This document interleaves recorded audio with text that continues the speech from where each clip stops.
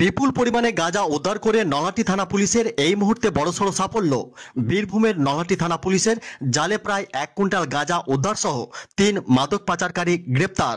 ধৃত পাচারকারীদের নাম 30 বছর বয়সী ভোলানাথ মণ্ডল, বাড়ি গোসানি দিনহাটা থানার কোচবিহারে, অশোক মণি দাস, বাড়ি দিনহাটা থানার কোচবিহারে, অপর আরেকজন বছর 30-এর রামপুরহাট থানার বেলেনারায়ণপুরের চঞ্চল শেখ।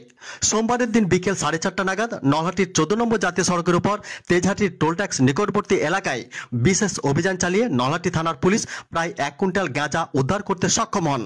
পুলিশ সূত্রে খবর, একটি টাটা ম্যাক্স গাড়ির ছাদের উপরে ত্রিপল দিয়ে ঢাকা 46 প্যাকেট গাঁজা উদ্ধার করেন। পুলিশ সূত্রে আরও জানা গিয়েছে, গাড়িটি কোচবিহার থেকে মোরগ্রাম হয়ে ঝাড়খণ্ড রাজ্যে পাচারের উদ্দেশ্য ছিল। তার আগে গাঁজা পাচারকারীদের নলহাটি থানার পুলিশ হাতে নাতে ধরে গ্রেপ্তার করেন।